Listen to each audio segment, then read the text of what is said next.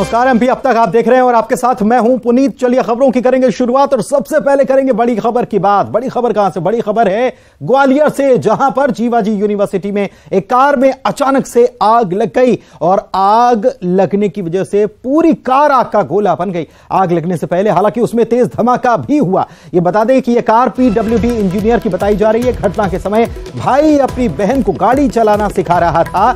लोगों ने जल रही कार से भाई बहन को हालांकि सुरक्षित बाहर निकाल लिया और आग बुझाने की कोशिश की गई। इधर फायर ब्रिगेड की टीम भी मौके पर पहुंच चुकी थी और आग को बाद में काबू में किया गया। लेकिन कार में बर्बादी की आग कैसे लगी, और यह तस्वीर आप देख सकते हैं, एक्सक्लूसिव तस्वीर कि कैसे आग में कार में पहले धमाका हुआ, धमाके के बाद कार में अचानक से आग लग गई। भाई अपनी बहन को कार चलाना सिखा रहा था और इसी दौरान ये पहले तो धमाका हुआ और उसके बाद कार पूरी तरह से आग के गोले में तब्दील हो गई। जीवाजी यूनिवर्सिटी का ये पूरा मामला है। लोगों ने बाद में भाई बहन को बाहर निकाला, फंस गए थे दोनों को बाहर निकाला, उनकी जान बच गई, लेकिन कार को नहीं बचाया जा सका। कार में लगी आग को बुझाने की कोशिश स्थानीय लोग जो हैं उन्होंने भी की। बाद में फायर ब्रिगेड को बुलाया गया और फिर बाद में फायर ब्रिगेड ने इस आग को काबू में किया। तस्वीरें आपको ग्वालियर से दिखा रहे हैं।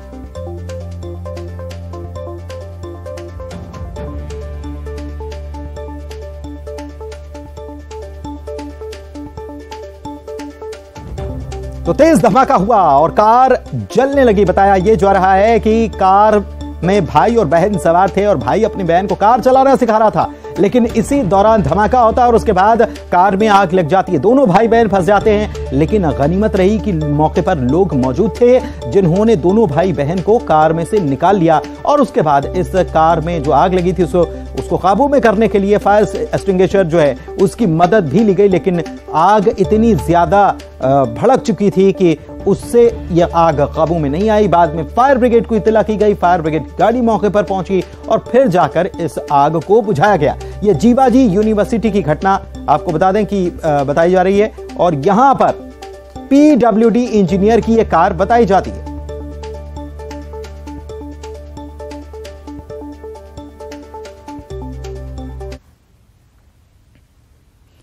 प्रधानमंत्री मोदी ने भोपाल से बीजेपी के चुनावी अभियान का आज शंखनाद कर दिया। मोतीलाल नेहरू स्टेडियम में पीएम ने कार्यकर्ताओं को संबोधित करते हुए बूथ कार्यकर्ताओं को जीत का मंत्र दिया। उन्होंने समान नागरिक संहिता को लेकर विपक्ष पर जोरदार हमला बोला और कहा कि समान नागरिक संहिता के नाम पर भ्रम फैलाया जा रहा है, लोगों को भड़काया जा रहा है। संविधान में समान नागरिक अधिकार की बात है, एक घर में दो कानून कैसे चलेंगे? ऐसी दोहरी व्यवस्था देश में कैसे चल पाएगी? 3 तलाक पर बोलते हुए उन्होंने कहा कि वोट बैंक के भूखे लोग 3 तलाक खत्म नहीं होने देना चाहते। 3 तलाक बेटियों के साथ अन्याय है। ट्रिपल तलाक के समर्थक वोट बैंक के भूखे लोग हैं। भ्रष्टाचार के मुद्दे को लेकर विपक्ष पर उन्होंने जोरदार हमला बोला और कहा कि विपक्षी दलों के पास घोटालों का बड़ा अनुभव है।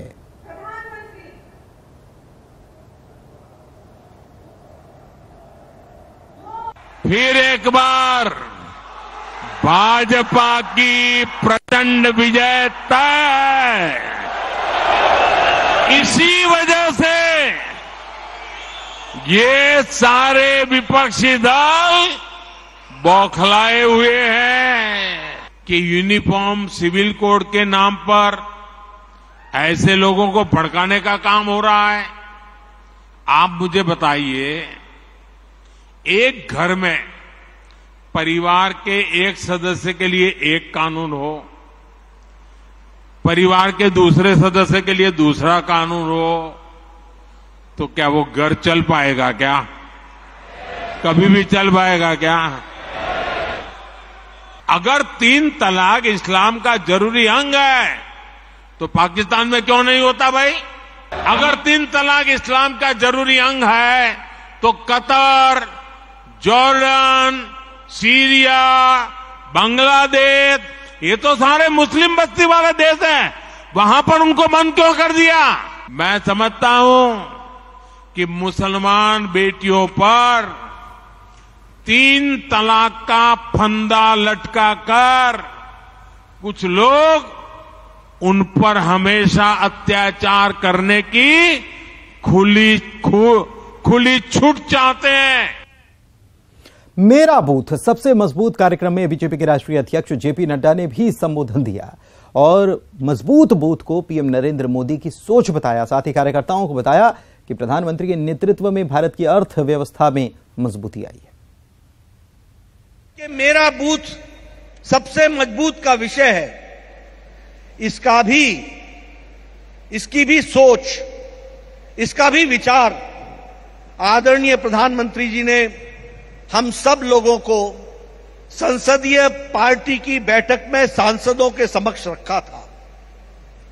उन्होंने हम लोगों के सामने इस बात को रखा कि जो कमजोर बूथ हैं उनको मजबूती प्रदान करने की आवश्यकता है, कि जब दुनिया आर्थिक मंदी से लड़ रही है, दुनिया आर्थिक दृष्टि से तकलीफ में है, तो आपके बुलंद इरादे, आपके बुलंद फैसले, आपके समय पर लिए हुए फैसले आज भारत को ब्राइट स्पॉट की तरह देखने को अवसर मिलता है। और इस कार्यक्रम में सीएम शिवराज सिंह चौहान ने पीएम की तारीफ की और कहा कि बूथ पर जीत का मतलब चुनाव जीतना है। हम भारतीय जनता पार्टी का काम करते हैं तो केवल एक राजनीतिक दल का काम नहीं करते, हम हमारे देश के लिए काम करते हैं, हम विश्व के कल्याण के लिए काम करते हैं। मोदी जी केवल हमारे नेता नहीं हैं, मोदी जी हमारे मार्गदर्शक भी हैं, गाइड भी हैं, फिलॉसफर भी हैं, और इससे आगे बढ़ के कहूं तो वो हमारे बड़े भाई भी हैं। इसलिए आने वाले जो 5 विधानसभा के चुनाव हैं उनमें हम ये संकल्प लेकर जाएंगे कि मोदी जी के नेतृत्व में, नड्डा जी के संगठन कौशल में और आप सब कार्यकर्ताओं के बूथ पर जो परिश्रम आप करेंगे, बूथ जीता तो चुनाव जीते, इस मंत्र के साथ आप चुनाव के मैदान में जाएंगे। प्रधानमंत्री मोदी ने आज भोपाल से देश को 5 वंदे भारत ट्रेन की सौगात दी। सबसे पहले दिल्ली से भोपाल स्ट्रेट हैंगर वे पहुंचे, जहां से वे सीधे रानी कमलापति स्टेशन गए और उन्होंने देश को 5 वंदे भारत ट्रेन की सौगात दी। स्टेशन पर मौजूद लोगों ने प्रधानमंत्री का स्वागत किया। पीएम वंदे भारत ट्रेन के अंदर भी गए और बच्चों के साथ बातचीत की। इस मौके पर उनके साथ मुख्यमंत्री भी मौजूद थे। आपको बता दें कि रानी कमलापति स्टेशन से भोपाल इंदौर और भोपाल जबलपुर वंदे भारत ट्रेन को हरी झंडी दिखाकर उन्होंने रवाना किया। इसके अलावा रांची, पटना, धारवाड़, बेंगलुरु और गोवा मुंबई रूट पर भी चलने वाली वंदे भारत ट्रेनों को वर्चुअल तरीके से हरी झंडी दिखाकर रवाना किया गया। और बड़े अपने सरल अंदाज में प्रधानमंत्री प्लेटफॉर्म पर जब पहुंचे 4 घंटे लगते थे, लेकिन अब वंदे भारत के जरिए 3 घंटे में भोपाल से इंदौर तो एक नहीं, 2 नहीं, बल्कि 5 वंदे भारत ट्रेन की सौगात दी गई और खुद प्रधानमंत्री पहुंचे, ट्रेन के भीतर पहुंचे। वहां पर जो बच्चे थे उनसे उन्होंने वहां पर चर्चा भी की, अनुभव भी उनका जाना इस वंदे भारत ट्रेन को लेकर, क्योंकि बहुत कम समय में ये लंबी दूरी तय करने वाली ट्रेन जो है, ये मध्य प्रदेश को इसकी सौगात मिली है। 2 वंदे भारत ट्रेन, एक तो भोपाल से इंदौर के लिए जो कि आर्थिक राजधानी, एक राजधानी से आर्थिक राजधानी, और दूसरी जो है वो न्यायधानी या संस्कारधानी आप उसे कहिए, जबलपुर, वहां तक, भोपाल से वहां तक के लिए ट्रेन, ये वंदे भारत एक्सप्रेस ट्रेन जो है ये चलाई गई। रानी कमलापति रेलवे स्टेशन पर काफी अहम हो जाता है और कनेक्टिव वंदे भारत एक्सप्रेस की सौगात माननीय प्रधानमंत्री जी द्वारा दी जा चुकी है।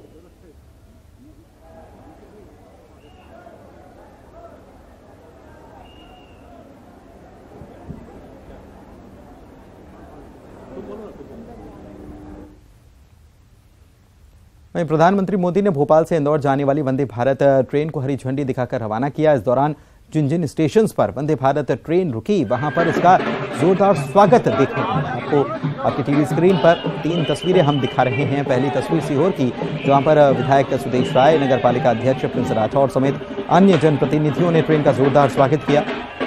वंदे भारत एक्सप्रेस में सीहोर केंद्रीय विद्यालय की 50 छात्र छात्राएं वंदे भारत एक्सप्रेस से अगले स्टेशन के लिए रवाना हुए। वहीं Vande Bharat train express train जो है ये उज्जैन में सांसद अनिल फिरोजिया और इंदौर सांसद शंकर लालवानी ने उज्जैन से इंदौर तक इसमें सफर किया। सांसद अनिल फिरोजिया ने अपने हाथों में भगवान महाकाल को वंदे भारत एक्सप्रेस ट्रेन में सफर कराया। इस दौरान वंदे भारत का जोरदार स्वागत हुआ। शुजालपुर रेलवे स्टेशन पर भी ट्रेन का स्वागत लोगों ने फूल बरसाकर किया। आदिवासियों ने मनमोहक नृत्य कर समा बांध दिया। स्कूल शिक्षा मंत्री इंदर सिंह परमार ने ट्रेन का स्वागत करने के लिए रेलवे स्टेशन पर वे भी मौजूद थे। लोगों ने ट्रेन के गार्ड और ड्राइवर को साफा बांधकर स्वागत किया। ट्रेन में सफर कर रहे स्कूली बच्चे और युवा संगीत के धुन पर नाचते गाते नजर आए।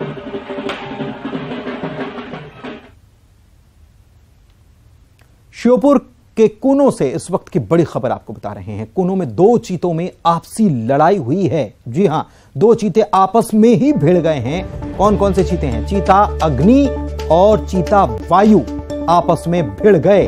आपसी लड़ाई में अग्नि घायल हो गया है। दक्षिण अफ्रीका और नामीबिया से ये चीते लाए गए हैं और अग्नि और वायु की भिड़ंत हो गई। दोनों के नाम अग्नि और वायु हैं और दक्षिण अफ्रीका और नामीबिया से ये चीते लाए गए हैं। आपसी लड़ाई में अग्नि नाम का चीता जो है वो जख्मी हो गया है। ये बड़ी खबर इस वक्त आपको बता रहे हैं श्योपुर के कूनो अभयारण्य से।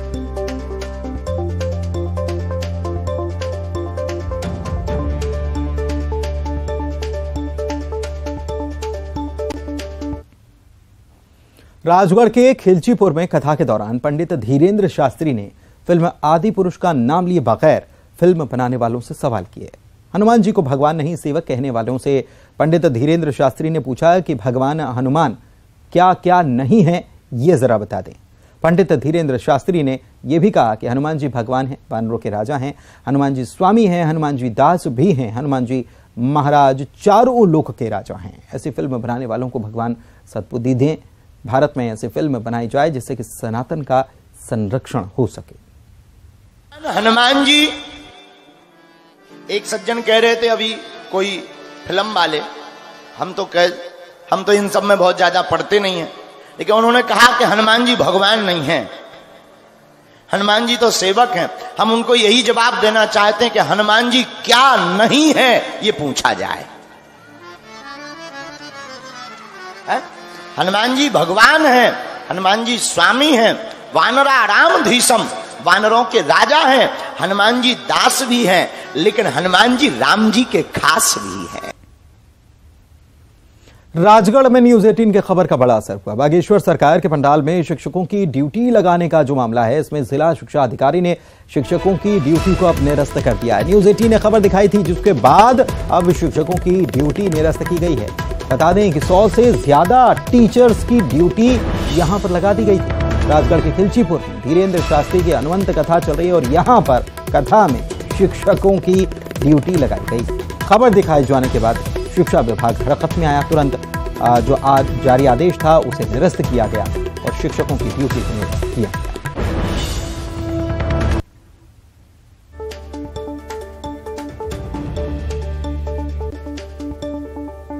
तो न्यूज 18 के खबर का यह असर हुआ।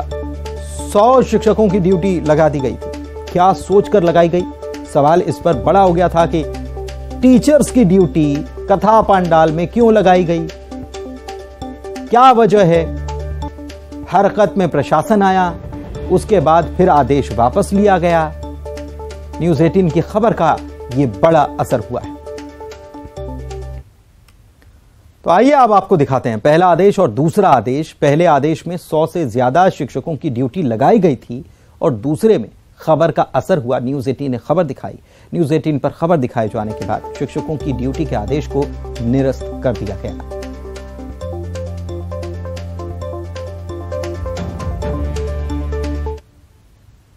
दमोह के गंगा जमुना स्कूल की मान्यता रद्द करने के मामले की सुनवाई हाई कोर्ट में हुई है। हाई कोर्ट के जज ने इस मामले की सुनवाई के लिए अब 1 जुलाई की नई तारीख दे दी है।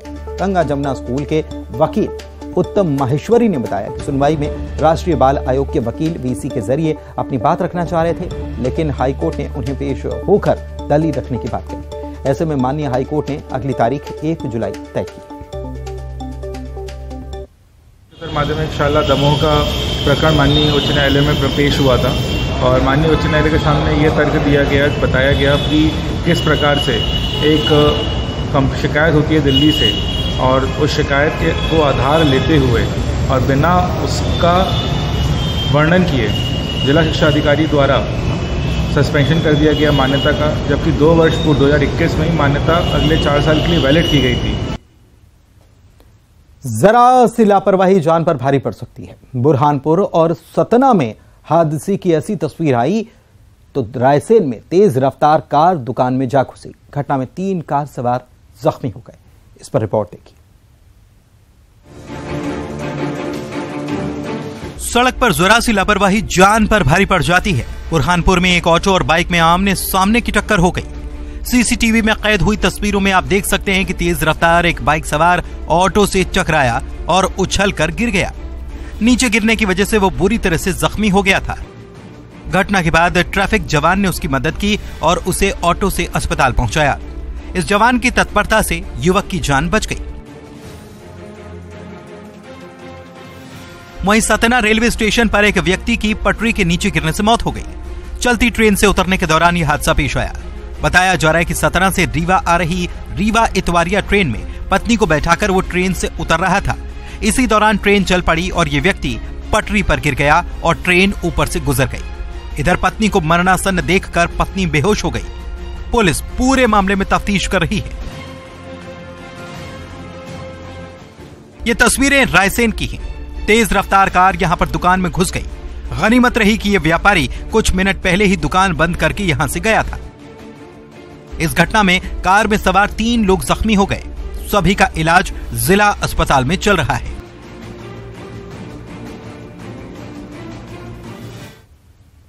कुछ और खबरें देखते हैं। छतरपुर में एक युवक का पानी में बह जाने का वीडियो सामने आया। यह वीडियो 5 दिन पुराना बताया जाता है। घटना मिड़का गांव की है, जहां पर तेज बारिश के बाद निकली नदी पर बने छोटे पुल के ऊपर से तेज बहाव था। अज्ञात युवक बहते पानी में पुल पार करने की कोशिश करने लगा। पानी का बहाव इतना तेज था कि उसके कदम लड़खड़ाए। स्थानीय 2 युवकों ने उसे बचाने की कोशिश की, लेकिन अचानक उनका हाथ छूट गया और युवक तेज बहाव में बह गया। घटना के बाद पुलिस एक अज्ञात शख्स की तलाश कर रही है। एक अज्ञात शव भी मिला है। अंदेशा यही है कि लाश उसी युवक की हो सकती है। लाश की शिनाख्त करने की कोशिश जारी है। और 2 तस्वीर आपको दिखाते हैं कि बारिश के बाद क्या हालात बन गए हैं। कई जिलों में बारिश की वजह से मध्य प्रदेश में परेशानी बढ़ चुकी है। बैतूल में पहली बारिश में 80 साल पुरानी इमारत जमींदोज हो गई। इमारत में एक मेडिकल स्टोर और निजी दवाखाना संचालित हो रहा था। हादसे में किसी तरह की कोई जनहानि हालांकि नहीं हुई। वहीं दतिया की इंदरगढ़ तहसील में 2 घंटे की बारिश से पूरे कस्बे में पानी भर गया। झुग्गी झोपड़ियों और निचली बस्तियों में पानी भरने से लोग परेशान होते नजर। तस्वीरें और आपको दिखाते हैं। बारिश की वजह से भोपाल में सब्जियों के दाम अचानक से तेज हो गए हैं। टमाटर ने तो सेंचुरी लगा दी, यानी कि 100 के पार टमाटर पहुंच चुका है। इसके अलावा मौसमी सब्जियां जो हैं, जो बारिश में बहुत जरूरी हो जाती हैं, अदरक और लहसुन, ये काफी महंगी हो गए। दूसरी तरफ हरी सब्जियों के भाव भी आसमान छूने लगे। जबलपुर के बाजार में टमाटर, भिंडी, कद्दू समेत तमाम प्रकार की सब्जियों के दाम 4 गुना हो गए हैं। इससे आम लोगों का बजट बिगड़ रहा है, स्वाद भी नहीं मिल रहा। इधर सावन महीने की शुरुआत होने ही वाली है और शिवालयों में तैयारियां तेजी से चल रही हैं। बात ओंकारेश्वर ज्योतिर्लिंग की करें तो यहां पर 30 किलो चांदी का द्वार लगाया जा रहा है। सावन में श्रद्धालु इसी चांदी के द्वार से प्रवेश करेंगे। इससे पहले मां पार्वती की प्रतिमा को 10 किलो चांदी के हार से सुशोभित किया गया है। 40 किलो चांदी गुप्त दान में दरअसल यहां पर दी गई है। ओंकारेश्वर महादेव देश के 12 ज्योतिर्लिंग में से एक है। चौथे ज्योतिर्लिंग के रूप में इनकी पूजा होती है। 2 जुलाई से 59 दिन तक सावन माह रहेगा। वहीं अधिक मास होने की वजह से करीब 2 महीने तक यहां भक्तों के आने का सिलसिला चलेगा।